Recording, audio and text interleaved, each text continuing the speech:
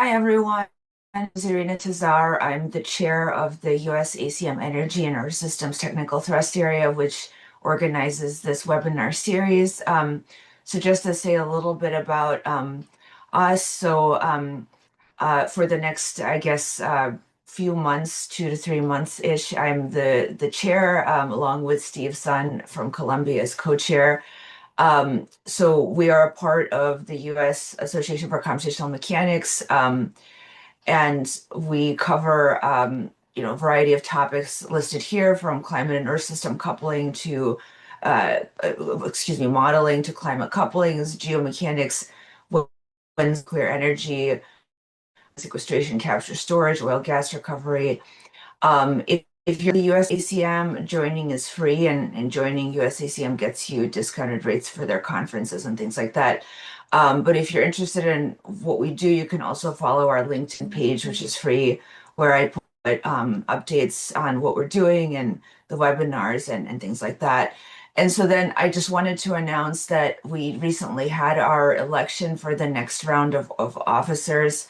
And so the new chair, starting, I believe it's like August, is Professor Ravi Thaidu from Vanderbilt University. The new vice chair will be Professor Hannah Liu from UT Austin. And then I will continue as a part of the leadership team as what we call a member at large, along with Eirik Velseth from the Norwegian University of Life Sciences. So for those of you attending WCCM in Munich, we'll probably have a meeting there. So I'll send announcements about that and put that on the LinkedIn once we figure out the details. And so this is the last of our spring 2026 webinar series, and the last one that I'm leading, I guess.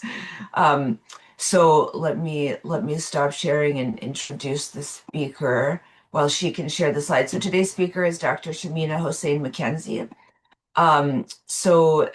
Shamina is a GRID cybersecurity researcher at Sandia National Laboratories, who focuses on creating cybersecurity tools and analysis frameworks that are uniquely suitable for application in critical infrastructure systems. She does this by leveraging cyber physical modeling as well as AI-based analytics. She has a BS in electrical engineering from Washington State University and an MS and PhD degree in electrical engineering from University of Illinois Urbana-Champaign in 2017, respectively. She leads projects that focus on physics-based data and bringing that into cybersecurity analysis, correlating cyber and physical detected events, coordinating cyber and physical mitigations, and methods to share, visualize cyber physical alerts for system operators and cyber defenders. And so today the talk is titled, I don't know if it's griDNA or if that's how you say it, but AI-powered distributed anomaly detection, from silos to energy, achieving cyber physical situational awareness. And so I'll go ahead and pass it over to Shamina. Thank you so much for the introduction. And so, yeah, it's a griDNA, but that can be confusing and both work. And so today I'll be talking about one of our specific cyber physical security technologies, which is focused on intrusion detection across interconnected electric grid systems. And I'll go through what I mean by that here in the next few slides, but I just wanted to also highlight that a lot of our work can be applicable to other types of critical infrastructure domains. The main focus is, do you have physics data that you're using to assess the normal operation of the system? And so can we leverage that in our cybersecurity analysis so that we have more context-aware cybersecurity? And so in this project, griDNA, it was an LDRD at Sandia for about 3 years, and it finished last September. And we were able to develop this prototype, and you'll see a hardware prototype here on the upper left, as well as software containers so that we could deploy on any existing gateways or devices in the system. And our main focus was, how do we collect cyber and physical data across a grid system, as you can see an example in this upper right here. And then use AI to analyze that data and understand, am I having a cyber event occurring, a physical event, or this is a combined cyber physical event, meaning this cyber attack is causing physical impact? And so with this information and distributed griDNA sensors across the system, how can we help control center operators as well as cybersecurity defenders make better decisions and also connect faster when they need to coordinate their response? And so I highlighted a bit about what griDNA does, but we had an awesome team. Again, the Sandia team is listed here. Adrian Chavez, Jess Robinson, Logan Blakely, George Fragos, and Taylor Collins. And we also partnered with our local utility public service company of New Mexico, Texas A&M University, who are leading experts in cyber physical analysis and modeling, and SNC LLC, mainly to demonstrate how do we actually port the software containers of griDNA to existing grid security devices. And so they had a device called Binary Armor, and we were able to demonstrate that. And so again, the main focus of griDNA is a cyber physical distributed anomaly detection technology that helps operators and defenders make faster and more informed decisions. And so currently, the state of the art is to look at that cyber and physical data in silos and have the cyber defenders monitoring the cyber system. So I think the communication control networks of the system, and the power system operators only monitoring the power system operation. So looking at the voltages, the currents, the frequency, and so forth. And so when disturbances occur, they don't know if they're connected or not. And so what griDNA seeks to do, and you'll see the prototype design here on the right, is to combine that cyber physical data together and perform real-time data fusion and use, in our case, autoencoder neural networks. And I have an example in a future slide to classify, okay, one, is this just normal operation? I don't have any anomalies occurring, or I have anomalous operation and it is purely a cyber event, whether it be malicious or not. I had a gateway failure, or I'm having a man-in-the-middle attack occurring. This is purely a cyber event. It is not causing any interruption to my power system operation. Or is it a physical event? Is this something, again, whether it be malicious or inadvertent? I had a fault occur in my system, or I had a generator outage, and I only see interruption to the power system flows. My voltages and currents are changing, but I don't see anything anomalous in the cyber data as well. So in the case of the cyber physical event, I'm seeing anomalies both in my cyber data streams and my physical data streams. And so in this case, this can flag, is this actually connected to one another? Is my denial of service attack causing delays or interruption of control commands? And so now I'm seeing that I'm not having the proper operation of my power system. And those cyber physical events are probably some of the most serious in critical infrastructure, where we cannot have any interruption to the actual physics-based operation, and because that could lead to outages as well as interruption to critical services. So those are the type of events that we'd like to detect, or also understand when this is purely cyber event, so you only need the cyber defender or response versus, or not the power system. So the griDNA is implemented as a distributed monitoring solution, uniquely suitable for these integrated system. And I think in the next slide, I have an example of that. And you'll see on this right figure where our design on a single board computer, which again, in the first slide, I showed you a Raspberry Pi. This could be a Raspberry Pi, Jetson Nanos, other devices. And again, we've also developed software container prototypes that can be deployed on existing grid devices. What's cool about single board computers is it can be retrofit into legacy systems where you may not have devices that can host a software container. And so you'll see that we have the cyber data and physical data being collected and stored in an Elasticsearch database. And then we extract from that database and perform some data cleaning and feature extraction, and do our feature fusion. And that is not then integrated into input into the autoencoder neural networks to perform that classification. And that classification can then be communicated out to the operator and defenders. And also we have peer-to-peer learning between multiple griDNA sensors, such that you can communicate those alerts across them and start understanding, is this event propagating through my system or not? Or is it isolated to this one area? And then finally, I think in this top figure, I think I already described it, but this is just showing how we develop the autoencoder neural networks as within the API, so we can have a sensor as a service, and it can output this threat detection, the device diagnostics, as well as the event registration. So, as I was mentioning, griDNA was specifically designed for interconnected systems, and you'll see an example here where the grid is a really good example, where we can have transmission systems connected to distribution systems, and have edge systems like distributed energy resources like photovoltaics or wind energy. And so the purple L circles are signifying these local griDNA sensors, and then in blue we have the enclave griDNA sensors. And then in lighter blue with the G is the global griDNA. And so the main difference is that the local and enclave griDNA sensors can both receive these raw cyber physical data streams, but the local griDNA is specific to that location, whereas the enclave can aggregate multiple local griDNA sensors inputs and classification results, such that we can have this aggregate analysis. That one can increase the confidence in some of our alerting, but also understand when we have cascading events. Whereas a global griDNA, what happens when we have multiple system owners? And so in the case of the electric grid, sometimes you can have these DERs be owned privately and it's still interconnected to, say, a utility-owned distribution system. We would like to share this information of cascading cyber attack or other disturbances to both system owners. But how do we do this without sharing any raw data input or topology information, which is usually considered sensitive? And so that's where the global griDNA comes in, where we want to share those high-level classification results, not the raw data input.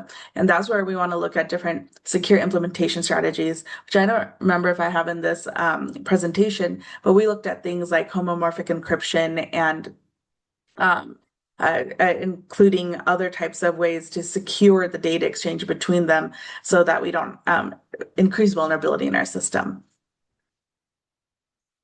And so, as I mentioned, we use autoencoder neural networks for our classification.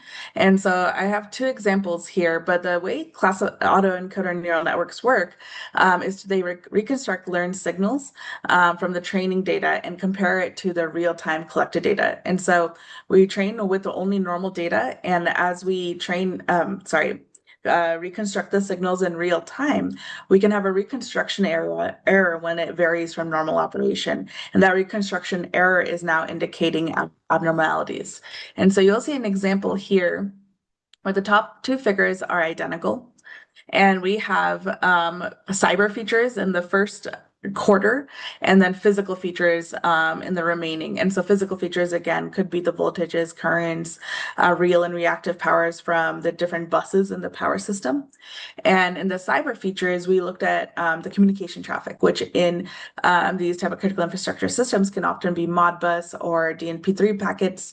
And so we're looking at the round trip times, the latencies, the dropped packets, things like that. And so for both of these top two figures, they're the normal operation where we don't see much variation in the reconstruction error between the normal operation that we learned, the true, and the reconstructed signal. They're about matching. So we have normal operation and we're not alerting on any of the error increasing or not. And so then if we have two disturbances occur, which are shown in the bottom two figures, we have a cyber disturbance where it's a denial of service attack. We'll see that in this bottom left figure that this denial of service attack is only causing impact to the cyber features. There's no interruption to the power system itself. So we see the spike in the cyber features, and that's how we can learn, oh, this is a cyber disturbance. Whereas when we have a cyber physical disturbance, as I mentioned in the first slide, we have this denial of service attack, but at the same time, we could have a generation or line outage. And when we are sending a load shedding command to mitigate the power system operation, that is interrupted by that denial of service attack. And so in this case, we see spikes in both the cyber features as well as the physical features. And this is how we can indicate this is a cyber physical event occurring. So that's how the autoencoder simply works. And looking at the per feature reconstruction errors can give us kind of more of that explainability and interpretability of what type of disturbance is occurring.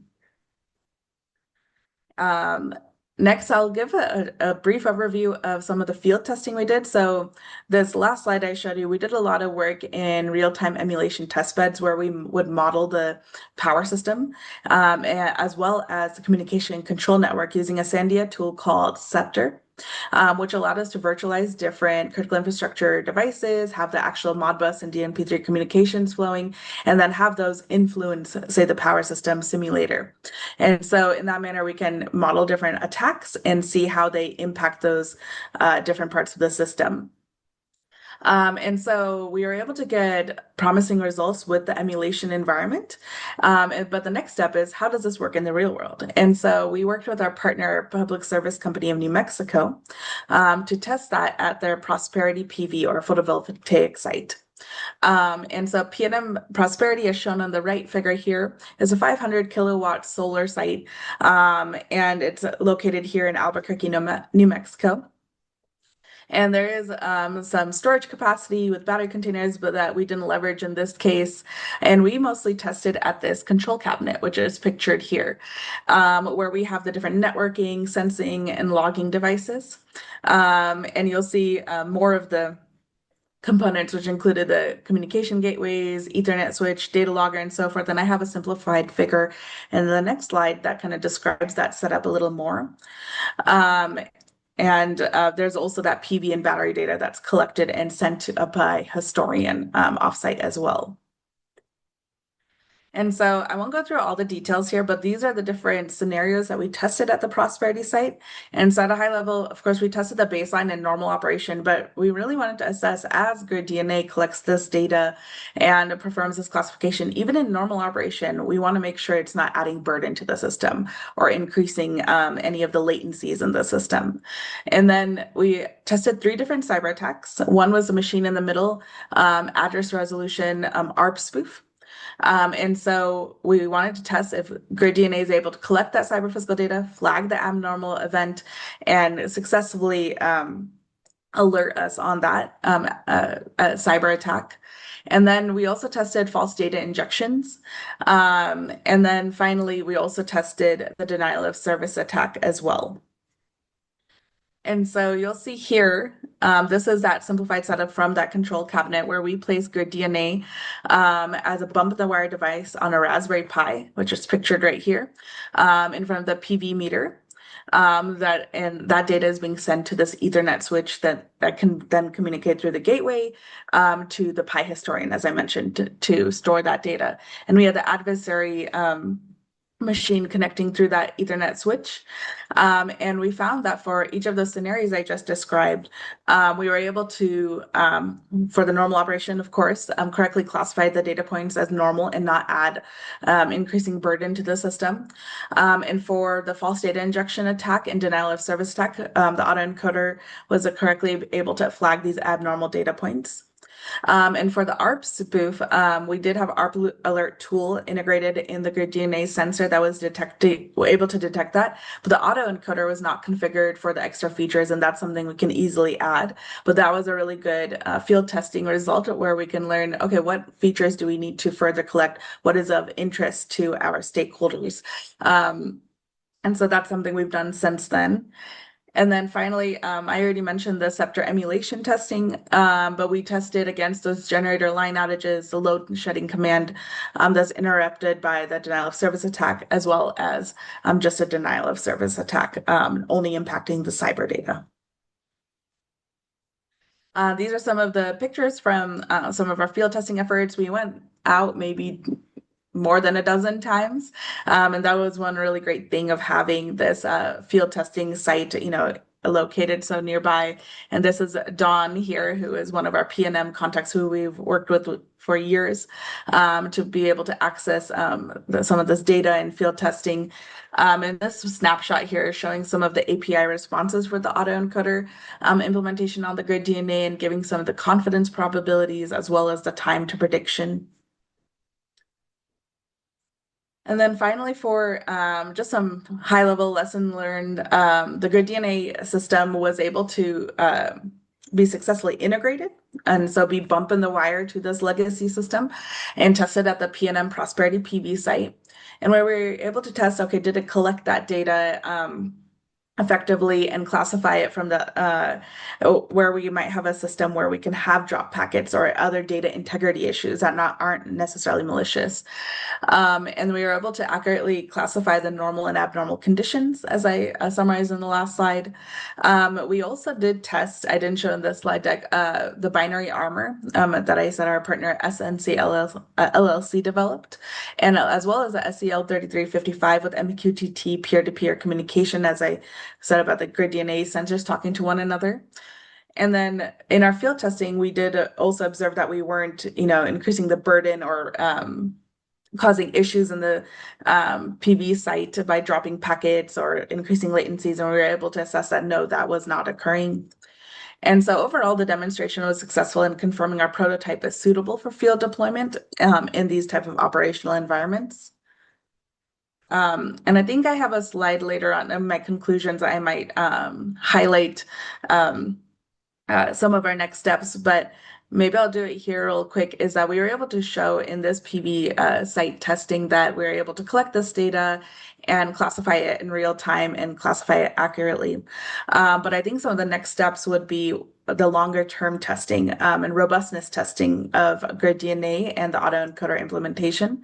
And so trying to understand, if we left it for months, how would the training and testing how often should we retrain the system? Are there times that you could have outages from weather events or other failures downstream or upstream of the PV site? And so that's one of the things that we're looking for partners to do that longer term testing so that we can make griDNA as robust as possible. And we do have a current effort to test with our Sandia facilities team the griDNA sensor using their data. And so we're actually in the middle of performing that analysis, and we have some real cyber and power system meter data from the Sandia facilities team. This is just a snapshot of some of our publications that we have, and let me know if you're interested, or please reach out. And some of the articles and videos around griDNA.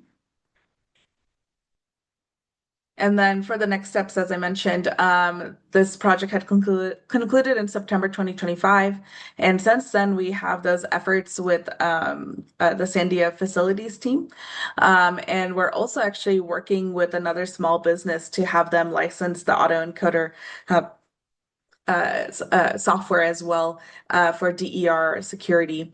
And so again, we're still looking for more partners for real operational OT cyber data and physics-based data samples so that we can further test the robustness of griDNA, further field testing opportunities to test this diverse system configuration and any data availability concerns, or conditions. So assessing, what do we have, these different data dropouts, or we're not getting as much data as we did within the emulation environment. How can griDNA deal with those? And then finally, of course, more transition partners to commercialize griDNA. And that's all I had. I know I finished a lot faster, but any questions? Okay, thank you for the nice talk. We have a lot of time for questions. So are there any questions online? So I guess I start. So I was just curious about kind of like how much data you need for the training, because it seems like there wouldn't be a ton of data in terms of like the actual anomalies, like recorded. So, can you talk a little bit about that? Yeah, so we actually only trained on normal data, first of all, so that part is helpful. And it's because the reconstruction error is going to be flagging that, oh, this is not matching my normal learned behavior. And then secondly, you still bring up a really good point when there isn't that much data on anomaly events, but the other part would be the cyber data streams and the physical data stream also have a lot very different data characteristics. So we had a lot more power system data than we did cyber data. And so we actually had to downsample the power system data. And so that was a really interesting case where we had to kind of explore different like windowing techniques to be able to incorporate that. But I think one thing I'm interested in the future is how I guess, like transient of events do we want griDNA to detect or not? Or is that something that griDNA is connected to the power system operators tools anyway? Mhm. Okay, interesting. Yeah. Other questions? Can you go back to the slide with the links to Yeah, resources? of course. And maybe I'll just highlight too, in this deck, I mostly talked about the autoencoder classification itself and then how we did our emulation and field testing. We do have some papers. I did mention the secure data exchange. So number 1 and number 6 are around those data exchange methodologies between distributed sensors. And then we also did start looking into okay, we have this super cool cyber physical alerting, but how is that actually understandable and usable to an operator and defender? So we're trying to look into cyber physical security operation centers, so CPISOC. And so number 4 and 5 kind of talk more about, okay, how do you actually communicate these results in an effective manner so an operator and defender can improve their decision making? And then finally, number 7 is the full LDRD final report. So it has everything. Um, and so, okay, I see some questions in the chat. There's Uh, Kevin, do you unmute yourself and just read your question or? Yeah, sure. First, thank you so much for your presentation. It was very interesting. So my question is related that in some cases, infrastructure might be physically located in remote locations, and I wanted to understand how does this affected the distribution of or of the exchange of data and the model training. so I think that's a really good question. And one um, focus area of griDNA is doing that combined cyber physical analysis with the cybersecurity lens, right? Like whether it be an inadvertent or malicious attack, it's important that we're processing that power system data or physical data. Um, to perform our analysis. So in your use case where we might be in a not internet connected or remote area, in that case, maybe we don't have communications we can tap into, right? And so that's why we can look at the physics data. And so that physics data should be somewhat collected just to understand is the system operating as you expected. Maybe there isn't as much data, you don't have those fast sample data, but we can still use any of that power system data and analyze it using the griDNA and say, okay, there's an abnormality, there is not. And so I think that's why it's important to have this cyber physical analysis for critical infrastructure systems where we may or may not have really modern systems versus legacy. Sure. And then there's someone named Lcars15 who has a question. I don't know if you want to. Yeah, hi. Uh, Hi, Shamina. I was wondering about how you determine the threshold to determine that the difference between a normal operation and a anomalous state, and if that ever needs to be adjusted for any reason. Yeah, so in this initial work, we mostly did it I'm like forgetting the word now, but through our simulations and being able to understand the difference between the DOS and the line outages and so forth.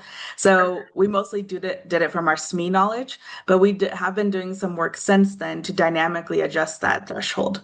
So that's a really good point. And then Mallory Stites has a question. Do you want to unmute yourself? Oh, you don't have, that's fine. Yeah, but just unmute yourself, Mallory. Hi. Um, Thanks for the presentation. So I'm a Sandian. I'm actually in 5500. Okay, cool. And I've been working on some teams of folks.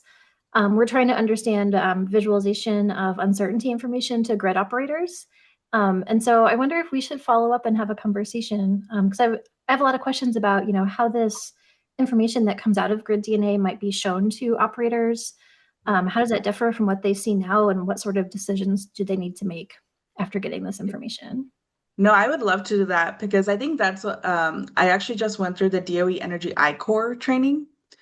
And for that, you talk to a lot of different stakeholders across, utilities, cybersecurity companies, and so forth. And, we talked about our super cool cyber physical correlation analysis. But I think the next step is how do you actually communicate this in a meaningful way and not, rock the boat and change everything how the operators and defenders are already operating today, because this is a real-time system. You can't just take it down and replace it entirely. And so I definitely would love to talk to you, Mallory, and that's somewhere where I think those are our next steps, and we have some follow-on work where we're exploring just that and working with a PNM as well as LCRA, Lower Colorado River Authority in Austin area, to explore that alerting and visualization. So I would love to have your expertise on that. Absolutely. I'll send you a note. Thanks so much. Other questions? Okay, well, I think we can end here if there are no more questions.